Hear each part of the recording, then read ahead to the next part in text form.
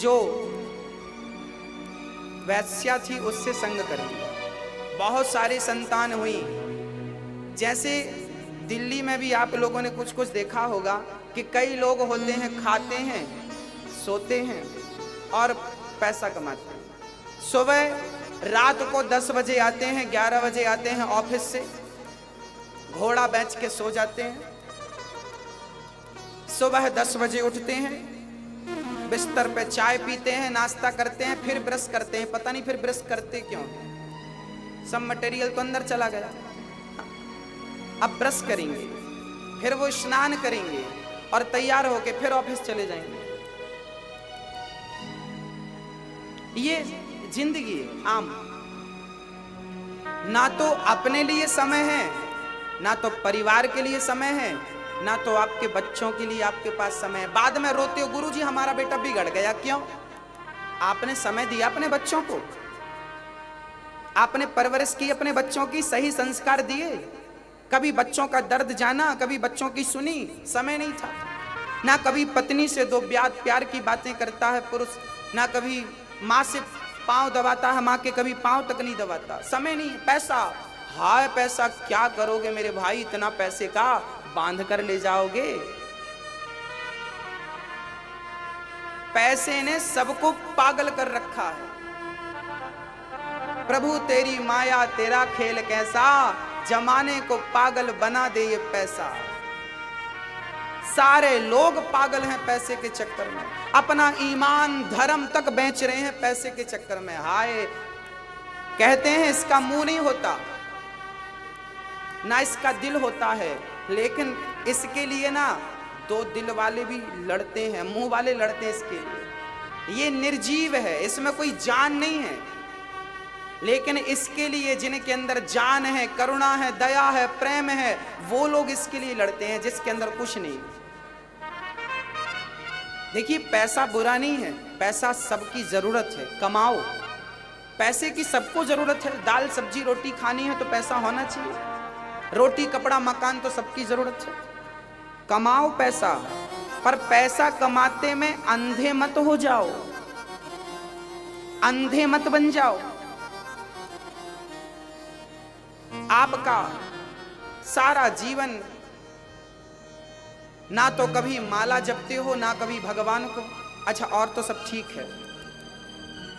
सुबह 4 बजे भी आप लोग मत उठो, कोई बात नहीं, कम से कम 5 बजे तो उठ जाओ। 5 बजे ना उठो तो कम से कम 5:30 बजे तो उठ जाओ। अरे सूर्य भगवान का उदय होना आप सबके लिए एक आनंद की बात है, हम सबके लिए। सूर्य भगवान का उदय होना हम सबको देखना चाहिए। जब सूर्य भगवान की पहली किरण हमारे मस्तिष्क पर पड़ती है तो वो मस्तिष्क पर होंठों पे मुस्कान लाती है, जीवन को पवित्र करती है, खुशहाली भरती है। सूर्य भगवान का प्रकाश आपके घर पर दस्तक दे रहा है और आप उस तरफ पांव करके सो रहे हैं। कहते हैं जिस घर पर सूर्य भगवान की पहली किरण पड़ती है ना, और जब किरण पड़ती है उस समय घर के दरवाजे यदि खुले होते हैं और पहली किरण सीधा घर के अंदर प्रवेश करती है, उस घर में कभी भी अशांति नहीं होती, सदा सुख शांति और समृद्धि होती है। जिस घर के दरवाजे सूर्य उदय के पहले खुल जाते हैं, पर आजकल कहाँ खुलते हैं। 8 बजे तक तो ऐसा लगता है दिल्ली में सुबह हुई ही नहीं, अभी रात ही चल रही है, दूर दूर तक कोई नजर नहीं आता। और रात को 12 बजे ऐसा लगता है जैसे अभी शाम को 6 बज रहे हैं। रात को चलना, रात को खाना, ये किसका काम है? निशाचर। निशा मतलब रात्रि, चर मतलब आपने देखा होगा लोग 12-12 बजे तक चरते रहते हैं। चरना मीन्स खाना। जो रात को चरे, निशाचर उसी को कहते हैं। निशा मतलब रात्रि, चर मतलब चरना। रात को भी चल रहे हैं, रात को भी चर रहे हैं। जल्दी सो जाइए, जल्दी जाग जाइए, यही आपकी संस्कृति है, यही आपको सिखाया गया। और याद रखना मेरी माँ, सुबह उठने का क्यों कहा जाता है। एक बार क्या हुआ, जब एसटीडी का जमाना था, आजकल तो फोन का जमाना है, पहले एसटीडी का जमाना था। तो एक बार एक सज्जन किसी को फोन लगा रहे थे, 4 बार लगाया फोन, आवाज आई, आप जिसको संपर्क करना चाहते हैं वो अभी व्यस्त है, सारी लाइनें बिजी हैं, सारी लाइनें। परेशान हो गया। दुकानदार बोला चिंता ना करो, सवेरे 5 बजे आ जाना, आपकी बात हो जाएगी। उसने कहा भाई साहब सुबह 5 बजे बात हो जाएगी? बोले हाँ। वो सुबह सुबह गया और फोन लगाया, एक बार में कॉल लग गई, बात हो गई। अब उसने कहा भाई साहब शाम को तो नहीं मिल रहा था, सुबह कैसे मिल गया? तब कहा दुकानदार ने कि शाम को लाइनें बिजी रहती हैं और सुबह लाइन फ्री रहती है, जल्दी मिल जाता है। तब पता चला कि सुबह ध्यान पूजा क्यों की जाती है, क्योंकि लाइन फ्री होती है, परमात्मा से संपर्क जल्दी हो जाता है, ईश्वर से संपर्क जल्दी हो जाता है, इसलिए सुबह सारी लाइन खाली रहती है, इसलिए ध्यान करना चाहिए सुबह। इसलिए सुबह ब्रह्म मुहूर्त में आंख बंद करके परमात्मा को याद करो तो परमात्मा और आपका ये तार जो है ना प्रेम का जल्दी जुड़ जाएगा, आनंद की अनुभूति हो जाएगी। अजामिल पापी था, कभी भगवान का नाम नहीं जपता था, सदा खाता पीता सोता इसी काम में उसकी जिंदगी गुजर रही थी।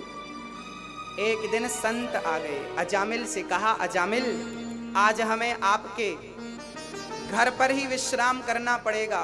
अजामिल बोले मेरे घर पे कोई जगह नहीं है, भागो यहाँ से। पत्नी निकली, कोई बात नहीं संत जी आप विश्राम कर लीजिए। पत्नी ने समझाया संतों का आदर किया करो। अजामिल ने बिठाया, रात तो हो गई, सुबह संतों ने कहा कि हम कुछ भोजन प्रसादी कर लें फिर आपके घर से जाएं।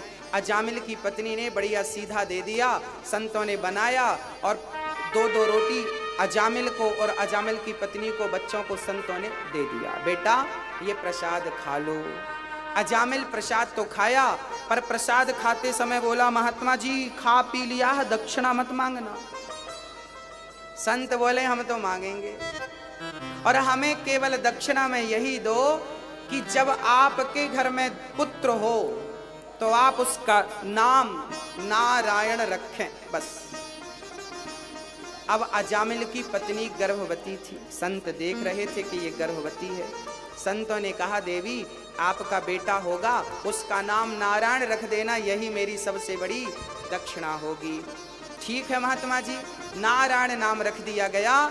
महात्मा जी चले गए। जब उसकी संतान हुई तो नाम नारायण रखा। अब अजामिल बेटे से प्रेम करने लगा, नारायण यहाँ आओ, नारायण यहाँ आओ। अब अप्रत्यक्ष रूप से, इनडायरेक्ट रूप से आज अजामिल परमात्मा से जुड़ गया, क्योंकि वो नाम ले रहा था। देखिए नाम की कितनी महिमा। कल मैंने कहा था कि आप घर पर रोज संकीर्तन किया करो। अजामिल जैसा पतित जिसे नरक में भी बेटिंग में रहना पड़ता, आज वो अजामिल जब नारायण नारायण कहने लगा और जब उसकी मृत्यु का समय आया तो संयोग देखना कि उस अजामिल ने मरते समय अपने पुत्र को बुलाया। दूरे क्रीडन का सक्तम पुत्रम नारायणा वयम प्लावितेन स्वरेणोच्चै राजुहावा जितेन्द्रिया। अजामिल ने अपने पुत्र को बुलाया, बेटा नारायण, बेटा नारायण, बेटा नारायण। बेटे ने नहीं सुना, परम पिता परमात्मा ने विमान भेजा, पार्षदों से कहा जाओ मेरा भगत मरते समय मुझे याद कर रहा, उसको विमान पर बिठाकर मेरे धाम लेकर के आओ। पार्षद गण आ गए, यमदूत अजामिल को ले जा रहे थे। पार्षदों ने कहा भाई ये हमारा ग्राहक, इसे छोड़ो।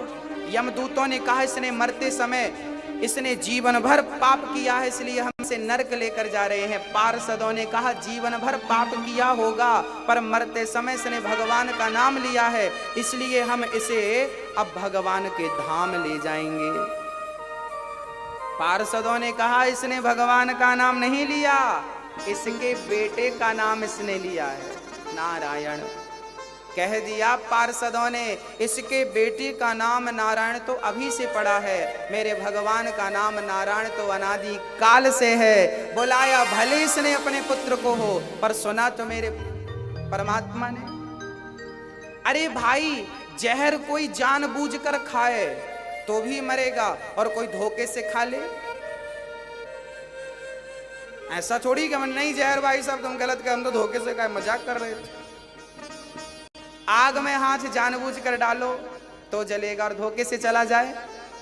ऐसे ही जैसे आग आपको जानबूझकर हाथ डालेंगे तो जलाएगी, धोखे से हाथ डालेंगे तो जलाएगी, ऐसे भगवान का नाम जान कर लेंगे तो कल्याण करेगा, धोखे से ले लेंगे तो भी कल्याण करेगा। परमात्मा का नाम अपना प्रभाव वो दिखा करके रहेगा, उसका प्रभाव वो आपको दिखाएगा। इसलिए भाव कुभाव अनख आलस हूँ, नाम जपत मंगल दिसि दस हूँ। आप कैसे भी हो भगवान का नाम जपना ना छोड़ें, काम करें और प्रेम से गाते रहें, प्रेम से भगवान का नाम जपते रहें, प्रेम से नाम जपते रहें, काम करते रहो और नाम जपते रहो। श्री राम जय जय राम, श्री राम जय जय राम, श्री राम जय जय राम, श्री राम जय जय राम, श्री राम जय जय राम, श्री राम जय जय राम। श्री राम जय जय राम, श्री राम जय जय राम। दो अक्षर का प्यारा नाम, श्री राम जय जय राम। दो अक्षर का प्यारा नाम, श्री राम जय राम। बन जाएंगे तेरे बिगड़े काम, श्री राम जय जय राम। बन जाएंगे तेरे बिगड़े काम, श्री राम जय जय राम। सांसों की माला है सिमरों में सीताराम, सांसों की माला में सिमरूं में सीताराम। सांसों की माला में सांसों की सिमरों में सीताराम, सांसों की माला में सिमरूं में सीताराम। मेरे मन की मैं जानूं और तुम्हारे मन की राम, मेरे मन की मैं जानूं और तुम्हारे मन की राम। मेरे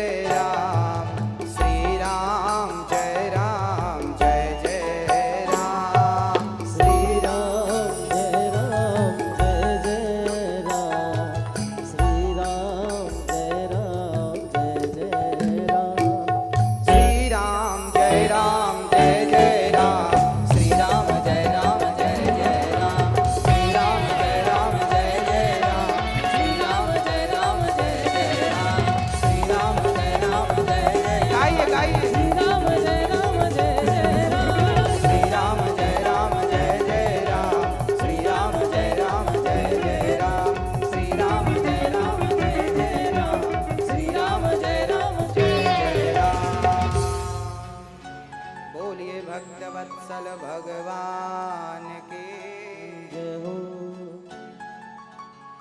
सांसों की माला में सिमरूं मैं सीताराम। आप कहती हो मैया गुरुजी हमें टाइम नहीं मिलता।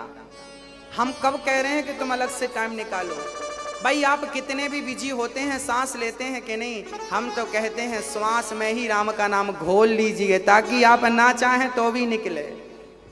श्वास श्वास में हरि भजो, वृथा श्वास मत खोए, ना जाने इस श्वास का आवन हो ये न हो।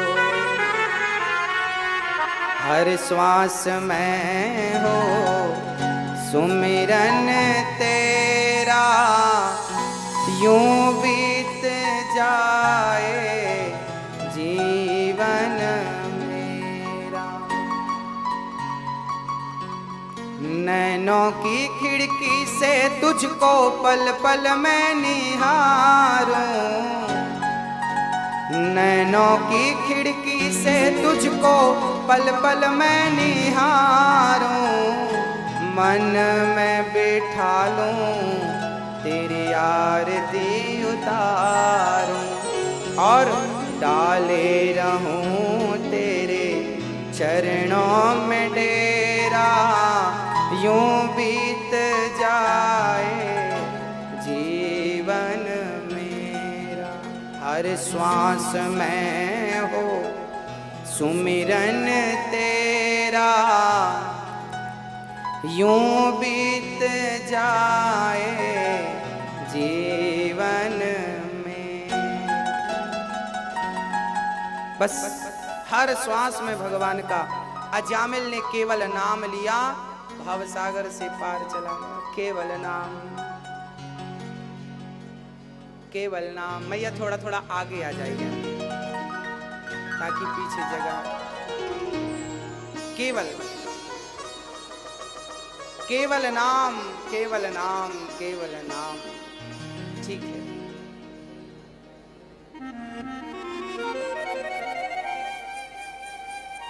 नाम लेना मत छोड़िए।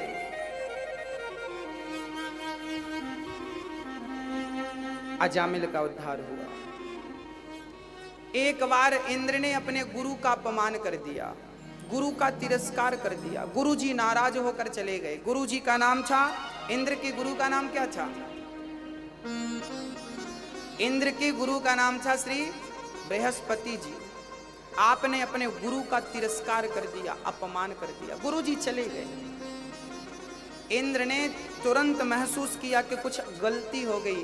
गुरु जी को खोजा पर गुरु जी नहीं मिले। याद रखना मेरी माँ, जीवन में इतने अहंकारी मत हो जाना कि अपने से बड़ों का आप तिरस्कार करने लगे, अपने माता पिता का, अपने गुरुजनों का। अरे आदर नहीं कर सकते तो अनादर तो मत करिए। वृद्धों का और गुरुजनों का कभी अनादर। कहते हैं भगवान रूठेगा तो मना सकता है गुरु, पर गुरु रूठ जाएगा ना, कोई नहीं मना सकता। इसलिए गुरु मध्यस्थता करता है। भक्त और भगवान को मिलाने वाला ना गुरु होता है। इसलिए गुरु का दर्जा सबसे ऊंचा है। गुरु वो चीज है जो एक साधारण से इंसान को ईश्वर से मिला करके उसे ध्रुव और प्रहलाद बना सके। ध्रुव और प्रहलाद को कौन जानता यदि नारद जैसे गुरु उन्हें ना प्राप्त हुए होते। स्वामी विवेकानंद को कौन जानता यदि रामकृष्ण परमहंस जैसे गुरु उन्हें प्राप्त ना हुए होते। चंद्रगुप्त मौर्य को कौन जानता यदि चाणक्य जैसा गुरु ना मिला होता। और राम दशरथ के क्या संतान हो जाती यदि गुरु वशिष्ठ ना होते तो। मेरी माँ, किसी का भी इतिहास उठाकर देख लीजिए, पीछे गुरु जरूर मिलता है। गुरु के बिना, अरे रावण ने भी गुरु बना रखा था भगवान शिव को। अर्जुन ने भी गुरु बना रखा। हाँ, किसको? भगवान श्री कृष्ण को, कृष्णम वंदे जगत गुरु। गुरु जरूरी है, जो आपको मार्ग दिखाए। और याद रखना, गुरु के सामने समर्पण कर दो। जो गुरु कहे, जिस मार्ग पर गुरु ले जाए, वो मार्ग सबसे सराहनीय है, उचित है। गुरु कहे कि सत्य बोलना है तो आप सत्य बोलिए। गुरु कहे कि कभी असत्य नहीं बोलना, त्याग कर दीजिए असत्य का।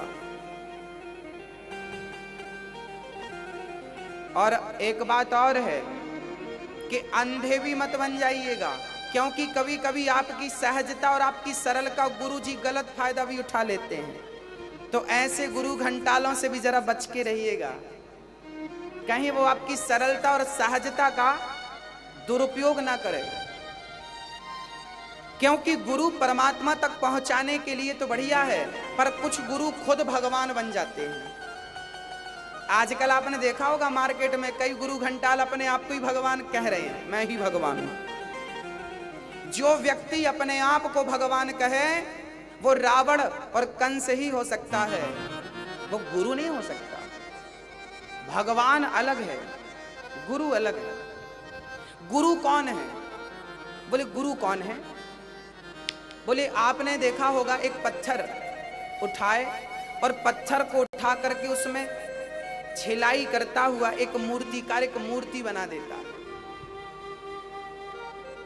हाँ, शिल्पकार कहते हैं। मूर्तिकार जब किसी पत्थर को वो पत्थर जिस पत्थर पर पांव रख करके आप जूता पहनते हैं, वो पत्थर जिस पत्थर पर आप अपना जूता साफ करते हैं, वही पत्थर कोई मूर्तिकार उठाए और उसके बाहर का आवरण हटा दे और अंदर से गोविंद की मूर्ति निकाल दे, तो आप उसे रख करके मस्तक झुकाएंगे। अरे वो पत्थर तब भी था और पत्थर आज भी है। फर्क इतना है कि मूर्तिकार ने अब उसके बाहर का आवरण हटा करके और गोविंद का चित्र प्रकट कर दिया। वो गोविंद का चित्र, कृष्ण का चित्र, राम का चित्र कहीं बाहर से लाकर डाला नहीं है, बाहर का आवरण हटा दिया, परमात्मा प्रकट हो गए। गुरु भी यही करता है। शिष्य तो पत्थर जैसा होता है, शिष्य को उठाता है और उसका अहंकार, उसका क्रोध, उसका लोभ, उसका व्यर्थ की जो गंदगी लगी होती है, वो सारी चीजें हटा देता है और फिर अंदर से परमात्मा का दर्शन आपको करा देता है। वो कहीं बाहर से लाकर नहीं डालता, ईश्वर आपके अंदर से ही प्रकट करके परमात्मा आपके सामने लाकर खड़ा कर देगा। गुरु गुरु क्या करता है? काम क्रोध मद लोभ सब नाथ नरक के पंथ। काम क्रोध लोभ मोह, आप और हम जो काम क्रोध लोभ मोह के जो बंधन में बंधे हैं ना, ये बंधन गुरु खोलता। गुरु का काम कितना है? गुरु का काम केवल उतना है जितना किसी मूर्तिकार का काम है। बाहर का आवरण हटा दिया, आपके अंदर ही परमात्मा का दर्शन करा दिया और बस आगे बढ़ गया। अब आप इसी परमात्मा को प्राप्त कर लो, पहुंच जाओ उस तक। इंद्र ने गुरु का तिरस्कार कर दिया। विश्व रूप को इमरजेंसी आपने गुरु बनाया। विश्व रूप ने यज्ञ किया तो यज्ञ में आपने राक्षसों को आहुति दे दी। इंद्र को बड़ा बुरा लगा। इंद्र ने अपने गुरु का सिर काट दिया, विश्व रूप का। इंद्र को हत्या लगी, तब इंद्र ने अपनी हत्या 4 लोगों में बांट दी। पहली हत्या दे दी स्त्रियों को। ये जो रजस्वला मासिक धर्म है, ये इंद्र की वो ब्रह्म हत्या है जो स्त्रियों को दी गई। दूसरी हत्या का दूसरा भाग उसने वृक्षों को दे दिया। वृक्षों को जो गोंद होती है ना, ये ब्रह्म हत्या। तीसरा भाग जल को दिया, जल में झाग होता है, ये ब्रह्म हत्या है। और चौथा दिया पृथ्वी को, जो बंजर भूमि होती है, ये ब्रह्म हत्या का चतुर्थ भाग है। चारों को एक एक वरदान भी दे दिया और विदा कर दिया। इंद्र मुक्त हो गए। पर विश्वरूप को मारा। विश्वरूप के पिता का नाम था त्वष्टा मुनि। त्वष्टा मुनि ने यज्ञ किया और यज्ञ किया, एक वृत्तासुर को प्रकट किया। जाओ इंद्र को मारो, उसने मेरे बेटे को मारा है। वृत्तासुर चल पड़े इंद्र से युद्ध करने। इंद्र डर कर ब्रह्मा के पास गए, प्रभु वृत्तासुर आ रहा है, बड़ा भयंकर है, हमें बचा लो। भगवान बोले जाओ दधीची से उनकी हड्डियों को मांगना, यदि वो अपनी हड्डियां दे दें तो उसके वज्र को बना करके इस विश्वरूप का, इस दुष्ट का दमन किया जा सकता। अब इंद्र ने दधीची मुनि से हड्डियां मांगी। हमारे भारत में ऐसे ऐसे दानी हुए हैं जिन्होंने अपनी हड्डियां भी समाज जन कल्याण के लिए दान कर दी। उन संत का नाम है दधीची। दधीची ने हड्डियों का दान किया, वज्र बनाया इंद्र ने और वृत्तासुर का सामना किया। वृत्तासुर ने उस वज्र को देख करके भगवान की स्तुति करनी शुरू कर दी। अहम हरे तव पादैक मूला दासानुदासो भवितास्मि भूयः मनः स्मरेता सुपतेर्गुणांस्ते गृणीत वा कर्म करोतु कायः। वृत्तासुर ने कहा, हे प्रभु जगन्नाथ मेरी रक्षा करो, मैं आपसे कुछ नहीं चाहता, प्रभु एक बार मुझे दर्शन देकर अनुग्रहित करो गोविंद, प्रभु मैं आपकी शरण में हूं। परीक्षित ने कहा कि ये वृत्तासुर स्तुति क्यों करता है? अहम हरे तव पादैक मूला। वृत्तासुर कहता है प्रभु मैं आपकी भक्ति ना कर सकूं तो दासानुदासो भवितास्मि भूयः, आपके भक्तों का भजन कर लूं, भक्तों की भक्ति मुझे दे दीजिए। न नाक पृष्ठम न च पारमेष्ठ्यम न सार्वभौमम न रसाधिपत्यम, ना मुझे राजा बनना है, ना स्वर्ग की कामना, ना बैकुंठ की कामना। बोले भक्तों के चरणों से जुड़ा रहूं तो गोविंद आपसे जुड़ा रहूंगा। याद रखना मेरी माँ, जो सच्चे भगत होते हैं ना वो स्वर्ग और बैकुंठ की कामना भी नहीं करते।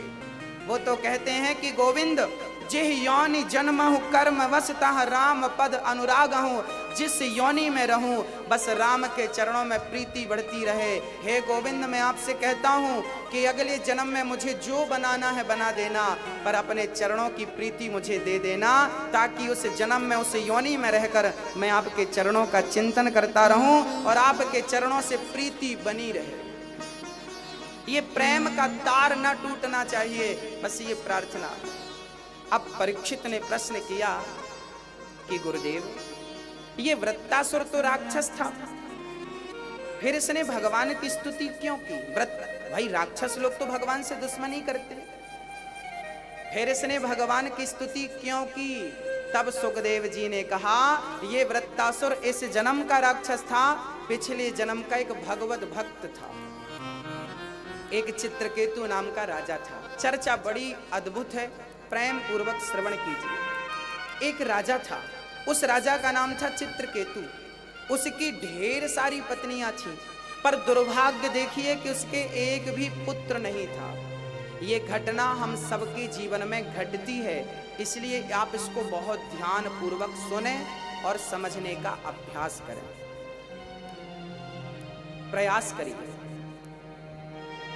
चित्रकेतु की बहुत पत्नियां होने के बावजूद भी बेटा नहीं था, इसलिए बड़े दुखी रहा करते थे। संतान नहीं है, बेटा नहीं है, पुत्र नहीं है।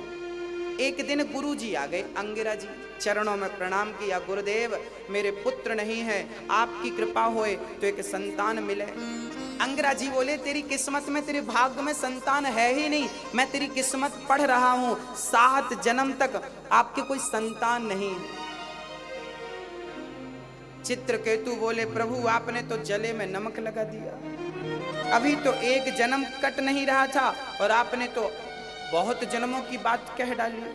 पर आप तो समर्थवान संत हो, कृपा करो कि मुझे पुत्र प्राप्त हो जाए, मुझे संतान चाहिए, ये राज्य कौन चलाएगा?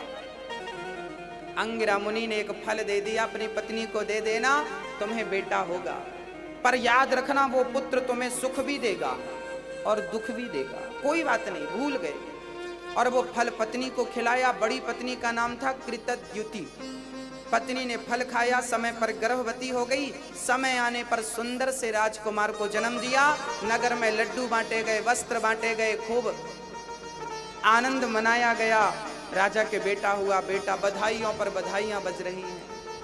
अभी बेटा 5 साल का था, एक रानी को बेटा हुआ था और राजा की रानियां बहुत सारी थी, तो जो बाकी रानियां थी ना, उनके अंदर जलन होने लगी,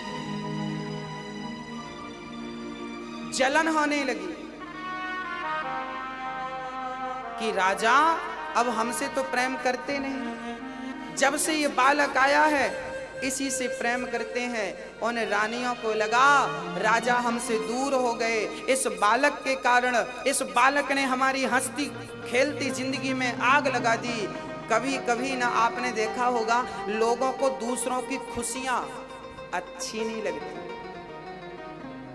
कई लोग तो दुखी हो जाते हैं, ये इतना खुश क्यों है। और याद रखना, किसी को तुम हंसा नहीं सकते तो किसी को रुलाने की कोशिश मत करना। हाँ, घर ना किसी का बसा सको तो झोपड़ियां ना जला देना, मलहम पट्टी कर ना सको तो खार नमक न लगा देना, दीपक बनकर जल ना सको तो अंधियारा भी मत करना, और पुष्प नहीं बन सकते हो तो कांटे बनकर मत रहना। उन रानियों ने उस बच्चे को जहर दे दिया, जलन। बच्चा 5 वर्ष का था, रानियों ने मिलकर जहर दे दिया। इस बच्चे ने हमारी खुशी में आग लगाई, जहर दिया। बच्चा छोटा सा था, जहर की एक बूंद बहुत थी, बच्चा खाया, प्राण निकल गए। सुबह माँ ने देखा मेरा लाल उठा नहीं, जाकर देखा तो बच्चा मरा पड़ा था। हे विधाता, पछाड़ खाकर गिर गई माँ। राजा रोने लगे, प्रजा रोने लगी, हाहाकार, शोक की लहर दौड़ पड़ी, लोग समझाने लगे। उसी समय देवर्षि नारद जी आए। राजा रो रहे थे, रानी रो रही थी। नारद जी ने समझाया, अरे भाई राजन, इतने विद्वान होकर, इतने समझदार होकर पुत्र का मोह रखते हो, मत रोइए। राजा बोले, नारद जी, मेरा बालक छोटा था, क्या बिगाड़ा उसने किसी का? अरे मारना था तो मुझे मार दिया होता, विधाता ने बच्चे को मार डाला। नारद जी ने समझाया, राजन क्या भूल गए विधि के विधान को? अरे जिसका टाइम जितना है वो उतना ही रहता है, एक घड़ी ज्यादा नहीं रहता।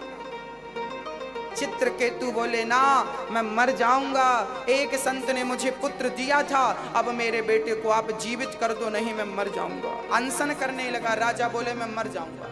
अब नारद जी चक्कर में पड़ गए, राम राम मैं क्या करूं। नारद जी तो समर्थवान संत थे, मरे को जिंदा करना तो उनके लिए बाएं हाथ का काम था। आपने मंत्र पढ़ा और मरे हुए बच्चे के ऊपर जल डाला, मरा हुआ बालक एकदम जीवित हो गया। राजा खुश हो गए, वाह, चरणों में गिर पड़े। अब बेटे के पास गए, बेटा आजा, तुझे मैं अपने हृदय से लगा लूं। उस बालक ने कहा, खबरदार। एक कदम आपने आगे बढ़ाया, खबरदार, पहले ये बताओ आप कौन हो? पिता ने कहा, बेटा मुझे भूल गया, मैं तेरा पिता। उस बच्चे ने कहा, पिताजी कितनी बार आपका जन्म हो चुका है, कितनी बार मेरा जन्म हो चुका है, किस जन्म का रिश्ता रखते हो ये तो बताओ। अरे वो तो मेरा पिछले जन्म का कुछ हिसाब बाकी था, उसी को मैं चुकाने आया था। बेटा कौन सा हिसाब, मैं कुछ समझा नहीं। तब उस पुत्र ने कहा, पिताजी, अच्छा नारद जी ने जल डाला ना तो उस बच्चे को पूर्व जन्म का सारा ज्ञान हो गया। उस बच्चे ने कहा, पिताजी पिछले जन्म में मैं भिखारी था, आपके घर में भिक्षा मांगने आया था, तो आपने मुझे गेहूं का आटा दिया था और साथ में गाय का सूखा गोबर, ओपले, कंडे आपने मुझे दे दिए थे। मैंने नदी के किनारे उन सूखे हुए कंडों पे आग लगाई, उस पर ढेर सारी चींटियां थी, मैंने देखा नहीं और आग लगा दी, सारी चींटियां जल गईं। और आपके उस आटे की 5 रोटियां बनाई और 5 रोटियां बनाकर तुलसी का पत्ता डालकर भगवान को भोग लगाया और 5 रोटी खाई। पिछले जन्म में हमने आपकी 5 रोटियां खाई थी, इस जन्म में 5 वर्ष तक आपका बेटा बनकर हमने 5 रोटियों का हिसाब आपको दे दिया। हमने उन चींटियों को मारा था, चूंकि वो आपके घर से मिली थी, इसलिए वो चींटियां इस जन्म में आपकी पत्नियां बनकर खड़ी हैं। और हमने उन्हें मारा था, इस जन्म में उन्होंने जहर देकर हमें मार दिया। वो तो भगवान को भोग लगाकर रोटी खाई थी, तो एक जन्म में ही सबका हिसाब चुक गया, नहीं तो ना जाने कितने जन्म लेकर सबका अलग अलग हिसाब किताब चुकाना पड़ता। एक जन्म में सबका हिसाब चुक गया। आपको क्या लगता है, इस जन्म में आपको जो तकलीफ हो रही है, दुख मिल रहा है, चाहे वो पुत्र से मिले, या तो पति से मिले, या पड़ोसी से मिले, या तो सांप बिच्छू से भी मिले, आपको इस जीवन में जो भी दुख मिला है, ये दुख आपके ही पापों का फल है। और जो सुख मिल रहा है, ये सुख भी आपके पुण्यों का प्रतिफल है। ईश्वर कुछ भी नहीं देता, एक रत्ती। ईश्वर क्या देता है? केवल मौका देता है। मौका कैसा? बोले फिरत सदा माया कर प्रेरा, काल कर्म स्वभाव गुण घेरा, कबहु की नर करुणा नर देही, देत ईश बिनु हेतु सनेही। एक बालक 10वीं क्लास का, 5 सब्जेक्ट में उसने 100 में से 95 नंबर पाए, पर एक सब्जेक्ट में उसने केवल 31 नंबर 31 नंबर पाए। अब बताओ कि वो पास होगा कि फेल होगा? जबकि पास होने के लिए कम से कम 33 नंबर चाहिए, 33, पर 5 सब्जेक्ट में तो 95 नंबर है। बस एक सब्जेक्ट में कितने नंबर कम है? 2 नंबर कम। अब बताओ कि वो पास होगा कि फेल? बोलो, पास कर दें कि फेल कर दें? क्या करें आप बताओ? नीति कहती है, नियम कहता है कि वो फेल होगा, पर जब उसकी आखिरी कॉपी प्रिंसिपल हेडमास्टर जांचेगा, कहेगा केवल 2 नंबर कम है, बाकी सब्जेक्ट तो मजबूत है, तो मास्टर जी अपनी ओर से 2 नंबर देते हैं, जिसे हम ग्रेस कहते हैं, जिसे हम कृपांक कहते हैं। हाँ? पास होने का वो अधिकारी नहीं था, पर मास्टर जी ने अपनी तरफ से 2 अंक देकर उसे पास कर देते हैं। ऐसे ही परमात्मा ने हम पर कौन सी कृपा की है? बोले आप मनुष्य बनने के अधिकारी नहीं थे, भगवान ने कृपा करके आपको मनुष्य का चोला दे दिया। यह सबसे बड़ी कृपा परमात्मा की है। वो सबसे बड़ा उसका अनुग्रह है कि तुम्हें मनुष्य बनाकर भेज दिया। अब इसके बाद सुख और दुख तुम्हारे कर्मों का फल है। इससे ईश्वर का कोई लेना और देना नहीं। जैसी करनी वैसी करनी। भगवान ने दुख दिया, क्यों आपका दुश्मन है भगवान? दिल्ली की सुप्रीम कोर्ट ने, दिल्ली सुप्रीम कोर्ट ने किसी को फांसी की सजा दे दी। तो बताइए, अब जज ने फांसी सुनाई, फांसी। अब बताइए, जज उसको फांसी पर लटका रहा है, तो क्या जज साहब को पाप लगेगा? लगेगा? अच्छा, जज ने फांसी दी क्या?